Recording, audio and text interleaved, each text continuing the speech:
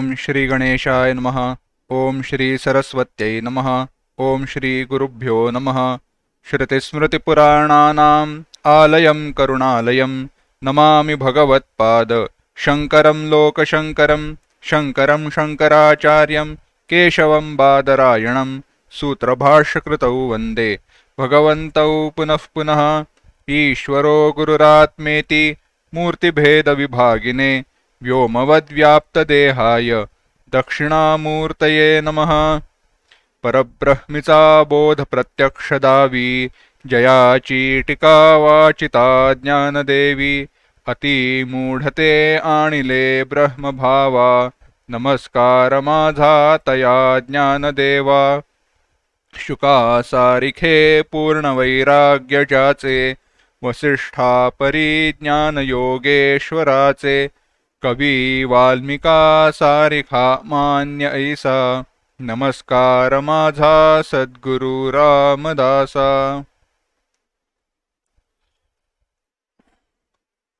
आचार्य म्हणतात भज गोविंदम गोविंदम भज मूढमते संप्राप्ते सन्निहिते काले नहि नहि रक्षति डुक्करी करणे। डुक्करी करणे व्याकरणाचं उपलक्षण करून आचार्याने सांगितलं की या संसारातील कोणतंही साधन आपल्या अंतिम समयी आपल्या कामी येत नाही। मग आपल्या कामी कोण येतं याचा विचार करत असताना जर का आपल्या मनामध्ये असा विचार असेल की नाही की माझे नातेवाईक आहेत, माझे सगळे सोयरे आहेत, मित्र आहेत, ते माझ्या कामी येतात, ते मला मदत करतील, तर त्याच्यावरती आचार्य म्हणतात नाही, तेही क्षणभंगूर आहेत। आपण त्याचा आधार घ्यावा जो नित्य आहे। आपण जर का त्या व्यक्तीचा त्या वस्तूचा आधार घ्यायला लागलो जी आधारासाठी दुसऱ्या वस्तूवरती अवलंबून आहे तर कसं चालेल? चालत नाही। समजा मी म्हटलं की नाही मी उभा राहणार आहे, एखाद्या फळीवरती उभा राहणार आहे, पण ती फळी आधारासाठी दुसऱ्या दोन फळ्यांवरती अवलंबून असेल तर ते बुड स्थिर राहू शकतं का? नाही राहू शकत। कारण काय आहे की तिचा आधार हा दुसऱ्यावरती अवलंबून आहे। आपलं हे होतं असंच, आपण ज्यांचा आधार घ्यायला जातो ते आधारासाठी आपल्यावरती अवलंबून असतात, त्यामुळे आपल्याला स्थिरता मिळत नाही। याच्या पुढे आचार्य म्हणतात की आपण जो काही हा मनुष्य जन्म मिळाला आहे तो वाया घालवत आहोत। आत्ता आपल्याला मनुष्य जन्म मिळाला, त्याचा फायदा काय आहे, मुख्य हेतू काय आहे? तर त्याचा मुख्य हेतू हा परमात्मा प्राप्ती ब्रह्मप्राप्ती हाच आहे। मोक्ष पुरुषार्थाला प्राप्त करणे हा त्याचा मुख्य पुरुषार्थ असताना देखील आपण मात्र तो जो काही आपला जन्म आहे, ते जे काही आपलं जीवन आहे ते इतर सगळ्या गोष्टींमध्ये वाया घालवत आहोत। मग त्यामध्ये लहानपणी आपण क्रीडासक्त, खेळण्याची आवड असते, त्यामुळे ब्रह्माची तर चिंता आपण करत नाही। आपल्याला तर लहानपणी ब्रह्म हा शब्द ऐकून देखील माहीत नसतो, चुकून कुठे श्लोकामध्ये वगैरे आला तर माहिती, ते काय आहे, ब्रह्म काय वस्तू आहे, काय आहे काय नाही, काही माहीत नसतं। तरुणपणी आल्यानंतर आपण लहानपणी पाठ केलेले श्लोक म्हणायचीच लाज वाटत असल्यामुळे तिथे तर प्रश्नच येत नाही ब्रह्माचं चिंतन करायचं। म्हातारपणी तर किती चिंता असतात। म्हणजे सांगायचं झालं तर आमच्या मोठ्यांच्या शब्दांमध्ये सांगायचं झालं तर सगळ्यात जगातील सगळ्यात बिझी माणूस कोण असेल तर तो रिटायर झालेला। देगलूरकर महाराज सांगतात प्रवचनामध्ये, ते म्हणतात की त्यांच्याकडे लोक येतात, म्हणतात की महाराज आता रिटायर झालो, आता काही नाही, बस परमार्थ करायचा। महाराज म्हणतात तुम्ही हे म्हणाला तेवढंच खूप झालं, कारण त्यांना माहिती आहे एकदा माणूस रिटायर झाला की जगातला सगळ्यात बिझी माणूस तो असतो। मग ते भाजी आणण्यापासून नातवाला शाळेत सोडण्यापर्यंत असेल सगळ्या गोष्टी। परंतु त्याच्यामध्ये पुन्हा कसं असतं की त्याला जगातल्या चिंता सगळ्या ह्याच्या डोक्यावरती, कारण ते वय आल्यानंतर चिंता करायला वेळ मिळतो ना। विनोद म्हणून सांगतो, तुम्ही जेवढं शांत बसाल ना तेवढ्या तुमच्या चिंता वाढतात। तुम्ही शांत बसा आणि काही करू नका, नामजप करू नका, ध्यान करू नका, कीर्तन करू नका, काही करू नका. जेव्हा तुम्ही असे नुसते शांत बसता किंवा असा मोकळा वेळ मिळतो त्यावेळेला जगातील सगळी कामं तुम्हाला आठवतात. मग आता यातून बाहेर पडण्याचा कुठेतरी मार्ग असला पाहिजे ना. पटलं आम्हाला की आम्ही लहानपणापासून क्रीडासक्त होतो, तारुण्यामध्ये आम्ही त्या तारुणपणामध्ये आमची सगळी जीवन घालवली, जीवनीच आम्ही व्यतीत केली, उरलं काय म्हातारपण. परंतु कुठेतरी मग आता आम्हाला सांगा कोणत्या मार्गाने आम्ही या सगळ्या संसारातनं बाहेर पडू शकतो. तर त्यावरती आचार्य सांगतात, आपण एक काम करूया आजपासून. सलगच मी श्लोक म्हणेन, तुम्ही माझ्याबरोबरच म्हणा, पण माईक ऑन करू नका. का ते कांता कस्ते पुत्रः संसारोऽयमतीव विचित्रः कस्य त्वं कः कुत आयातः तत्त्वं चिन्तय तदिह भ्रातः भज गोविन्दं गोविन्दं भज मूढमते. आचार्य म्हणतात, जर तुला ते ब्रह्म काय हे जाणण्याची इच्छा असेल तर आधी तू कोण आहेस हे तू ओळख. आपल्याकडे महावाक्यामध्ये दोन गोष्टी सांगितल्या. या संपूर्ण श्लोकाचा विचार करत असताना आपल्याला तिकडनं सुरुवात केली पाहिजे. आपल्याकडे महावाक्यामध्ये उपनिषदांनी सांगत असताना ते ब्रह्म तू आहेस असा उपदेश करत असताना ते आणि तू या दोन पदांचा विचार सांगितला. मग असं असेल तर ते म्हणजे काय आणि तू म्हणजे काय या दोन्हीचा विचार केला गेला पाहिजे. मग तू म्हणजे काय, म्हणजेच आपण आत्मपरीक्षण केलं पाहिजे, मी कोण आहे. या श्लोकात आचार्य म्हणतात, विचार कर. का ते कांता, तुझी बायको आहे ती कोण आहे, तुझी बायको. कस्ते पुत्र, हा तुझा मुलगा कोण आहे. संसारोऽयम अतीव विचित्र, अयम संसार हा अतीव विचित्र, हा संसार जो की आहे की नाही तो अत्यंत विचित्र आहे. विचित्र म्हणजे विविधतेने नटलेला, प्रत्येक वेळेला नवीन रूप धारण करणारा. असं आहे म्हणावं तर तसा नाही, तसं आहे म्हणावं तर तसाही नाही, कारण ती माया आहे. नाही म्हणो जाईजे तरी विश्वाकारे देखीजे, नाही म्हणावं तर ती आहे आणि आहे म्हणून पाहायला जावं तर सापडत नाही. असा हा संसार विचित्र आहे. मग विचार, कस्य त्वम, तू कोणाचा मुलगा आहेस, तू कोणाचा आहेस. कुत आयातः, कुठून आलास तू. तत्त्वं चिंतय, ते जे तत्व आहे, तत् म्हणजे ह्या प्रश्नांसाठी म्हटलं तर तत्, त्वम या प्रश्नांवरती तू विचार कर, किंवा तत्व जे काही परमार्थ तत्व आहे ते तत्व, त्या तत्वाचा तू विचार कर. तदिह भ्रात, इथेच तू विचार कर. आचार्य म्हणतात, तुझा मुलगा कोण आहे, तुझी बायको कोण आहे, हा संसार जो विचित्र संसार आहे तो काय आहे, तू कोणाचा मुलगा आहेस, कुठून आलास, या सगळ्याचा विचार तू कर. ते तत्व काय आहे हे जाणण्याचा तू विचार कर. आणि कसा कर, आत्ताच कर. तद इह भ्रातः, इह आत्ता. का, केनोपनिषद म्हणतं, इह चेदवेदी दथ सत्यमस्ती नचेदिहा वेदीन महती विनष्टी. जर आपल्याला या जगामध्ये सुखी व्हायचं असेल, परमार्थ परम श्रेयस्कर मोक्षाला प्राप्त व्हायचं असेल तर ते आत्ताच केलं पाहिजे. हा जन्म ज्याचा वाया गेला त्याचा सारा पुरुषार्थ वाया गेला. प्रचंड मोठी त्याच्यावरती संकट यावीत असा परिणाम होईल. उपनिषदाचे शब्द आहेत, जे तुम्हाला जाणायचं, ब्रह्म जाणायचं आहे ना, ते आत्ताच या जन्मामध्ये जाणण्यासाठी प्रयत्न करा, जाणा, नाहीतर तुमचं कल्याण कधीही होणार नाही. मग त्यासाठीचा जो शोधनाचा मार्ग सांगितला आहे आचार्य काय सांगतात, एक एक एक एक आपण प्रश्न पाहू आणि त्याचं चिंतन करू. कारण ते जे प्रश्न आहेत ना ते आपल्याला आत्मचिंतनासाठी, ध्यानासाठी उपयोगी येणार आहेत, निधिध्यासनासाठी उपयोगी येणार आहेत. पहिला प्रश्न आचार्य विचारतात, का ते कांता.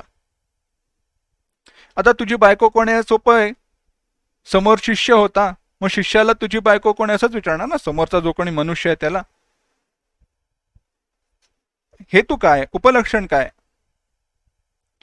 तू ज्याला तू आपला नवरा समजतेस किंवा जिला तू आपली बायको समजतोस ती कोण आहे विचार कर. आपण वाली आणि तारा या संदर्भात उदाहरण पाहून आलो.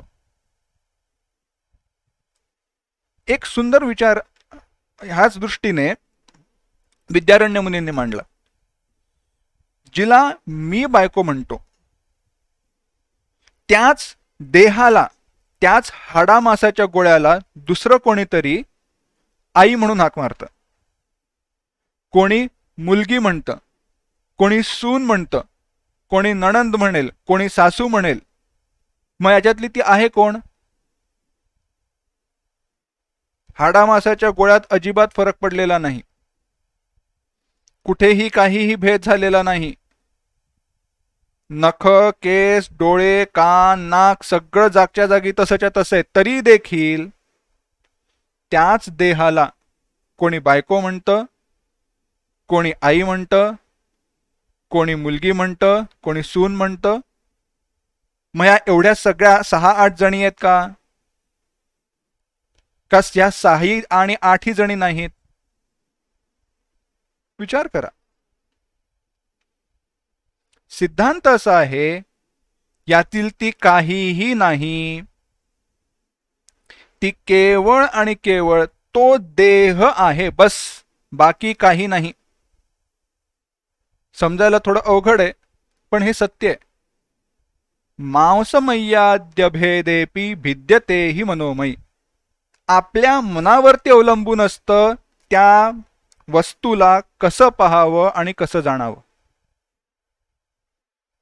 माऊलींनी या संदर्भामध्ये ओवी लिहिलेली आहे. ये नाही पतिपुत्रा ते आलिंगी एकची ते तरुणांगी, परिपुत्राच्या ठिकाणी न रिघे कामो. नवऱ्याला आणि मुलाला दोघांनाही एकच स्त्री आलिंगन देते, परंतु दोन्ही आलिंगनांमध्ये भाव वेगळा असतो. भेद कुठे झाला. भेद झाला आपल्या मनामध्ये. आपण तिकडे आसक्त झालो, हा सगळ्यात मोठा दोष आहे. व्यवहार आहे, शास्त्राने सांगितलंय ना, मान्य आहे. आता कोणी प्रश्न करेल की असं असेल तर मग लग्न करायचं नाही का. करा ना, परंतु दोष कुठे आहे. तिकडे जी आसक्ती निर्माण होते तिथे दोष आहे, तिथे जी ममता निर्माण होते तिथे दोष आहे, तिथे जे आपले पण वाटतं की या व्यक्तीशिवाय, हिच्याशिवाय, याच्याशिवाय मी जगू शकत नाही, तिथे दोष आहे. आणि याचा परिणाम म्हणून आपल्याला दुःख भोगावी लागतात. आणि याचं जाज्वल्य उदाहरण म्हणजे अर्जुनाचं.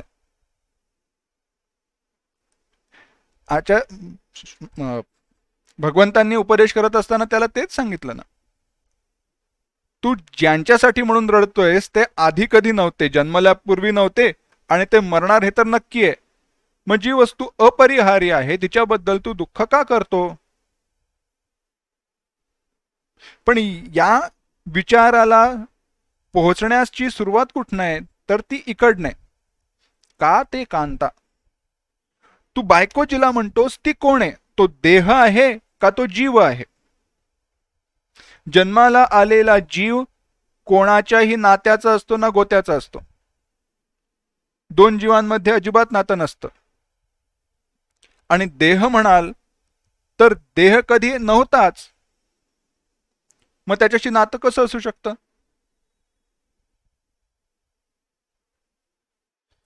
पुढे कस्ते पुत्र, मुलगा म्हणतोस कोण आहे?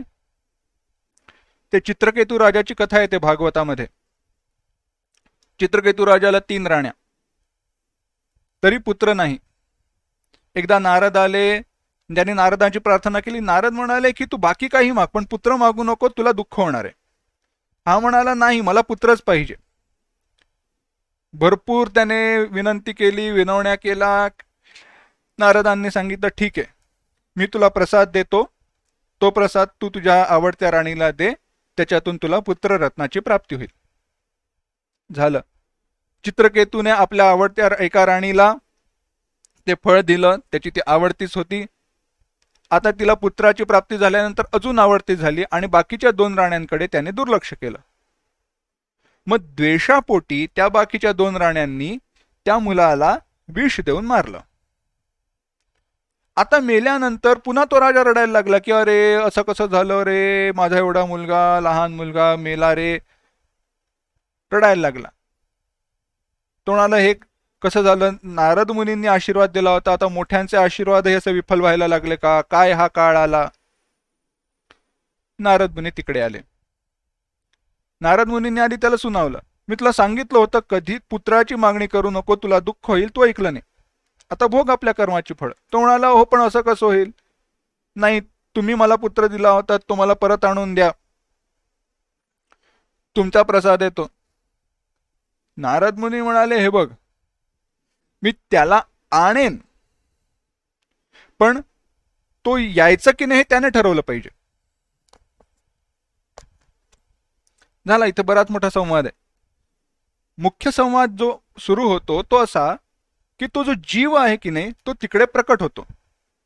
योगाचं सामर्थ्य, नारदांची सत्ता आहे, तो जीव तिकडे प्रकट होतो आणि तो चित्रकेतूला म्हणतो तुम्ही मला मुलगा मुलगा म्हणून म्हणताय, कोणत्या जन्मीचे तुम्ही माझे बाप आणि कोणत्या जन्मीचा मी तुमचा मुलगा? माझे असंख्य जन्म झाले, त्यामधल्या कुठल्या जन्मामध्ये आपण एक आलो होतो? न मी माझ्या आईला ओळखत नाही, मी माझ्या वडिलांना ओळखत नाही, मी कोणालाच ओळखत नाही. एकदा या देहाचा संबंध सुटला की सगळी नाती संपतात. राहतात त्या फक्त वासना.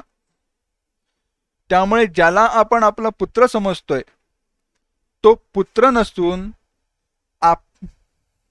थोडा कठीण आहे विचार, पण तो सांगण्यासाठीच आचार्य इथे प्रवृत्त झालेत. ज्याला आपण आपला पुत्र समजतो तो आपला पुत्र नसून आपल्या कर्माची फळं देण्यासाठी, आपल्याला भोगवण्यासाठी प्राप्त झालेला एक जीव आहे, बाकी काही नाही. मग ती चांगली असतील, वाईट असतील, नाहीतर काही असतील.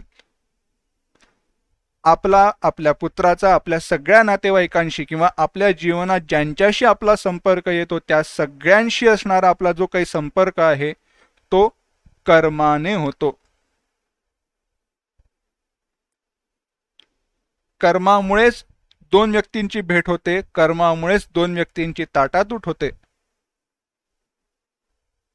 आणि यामध्ये दोष कुणाचाही नाही. भरताने रामाला काय सांगितलं? हेच तर सांगितलं होतं. अरे वडील गेल्यांचं दुःख कशाला करतो? कर्मामुळे आपला संबंधाला कर्मामुळे सुटलेला आहे. ज्याची त्याची कर्म ज्याला त्याला भोगायची आहेत.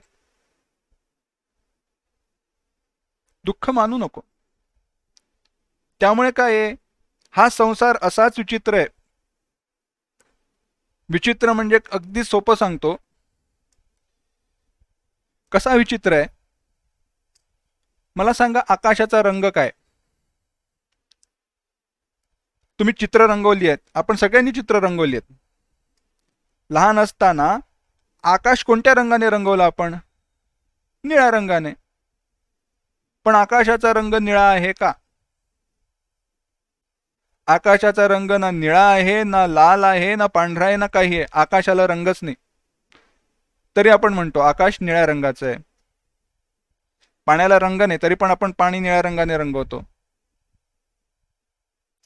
आकाशाला रंग नाही, रूप नाही, आकार नाही, तरी आपण म्हणतो काय? ते पहा, क्षितिजाच्या जवळ आकाश जमिनीला भेटायला आलेलं आहे, वाकलेलं आहे खालती. इतका विचित्र आहे हा संसार. किती विचित्र आहे प्रत्येक आपल्या अनुभवातनं पहा तुम्ही. जास्त याच्यावरती मी सखोल जाणार नाही, चिंतन करणार नाही, कारण मुख्य चिंतनाचा विषय पुढल्या ओळीत आहे. हे सगळं जर का असं असेल तर या सगळ्याशी संबंध जोडणारा माझे नातेवाईक आणि आजूबाजूचं जग याच्याशी संबंध जोडणारा कोण आहे, तर तो मी, माझा अहंकार आहे. कारण या सगळ्याच्या केंद्रस्थानी, या सगळ्या विश्वाच्या केंद्रस्थानी कोण असेल तर तो मी आहे. म्हणून आचार्य म्हणतात तू चौकशी कर, विचार कर. काय? कस्त्वम कस्य त्वम, कोणाचा मुलगा आहेस तू? तू कोणाचा आहेस? कोण आहेस तू? आणि हा अत्यंत मूलभूत विचार आहे. विचार इथे अन्वेषण या अर्थाने घ्या. अत्यंत सोपा सूक्ष्म विचार आहे, पण तो अत्यंत आवश्यक आहे.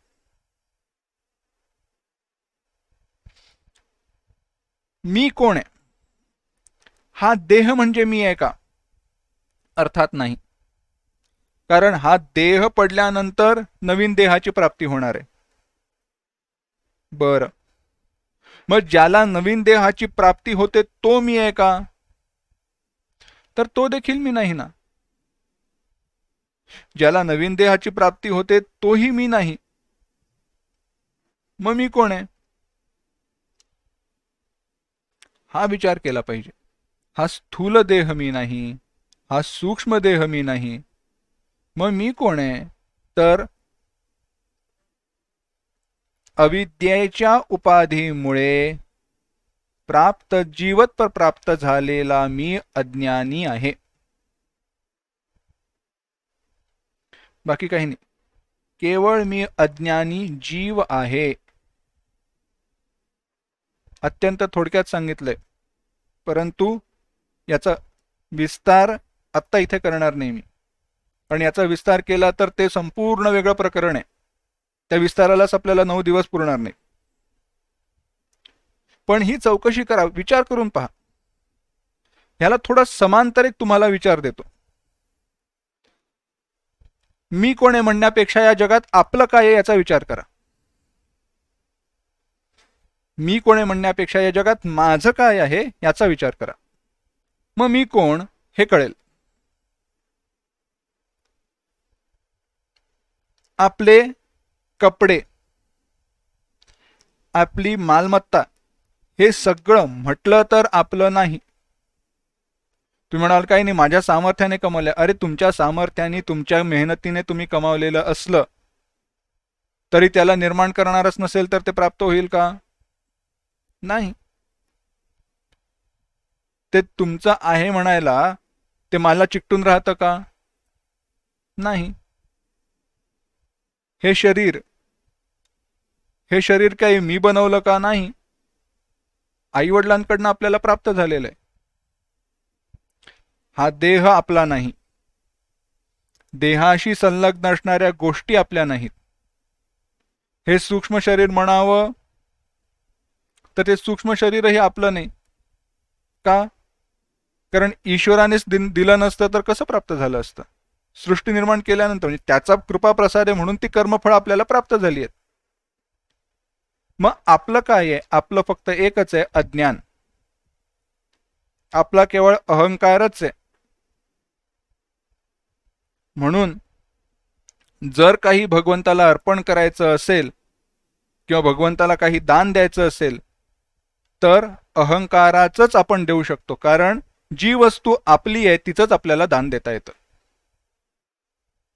जी वस्तू आपली आहे तिचंच आपल्याला दान देता येतं. पण त्या अहंकाराचं दान द्यायचं असेल तर तो अहंकार कळला पाहिजे. म्हणून ही चौकशी. तू कोणाचा? कस्य त्वम, कहा, कोण? काही नाही, मी केवळ अहंकार आहे. अहंकार उपाधीने युक्त झालेला जीव आहे. कुत आयातः, कुठून आलास तू? या सगळ्याचा विचार करा आणि काय करा, तत्वम चिंतय, ते जे ब्रह्मतत्व आहे, सच्चिदानंद परब्रह्मतत्व आहे, त्याचं विचार कर, चिंतन कर.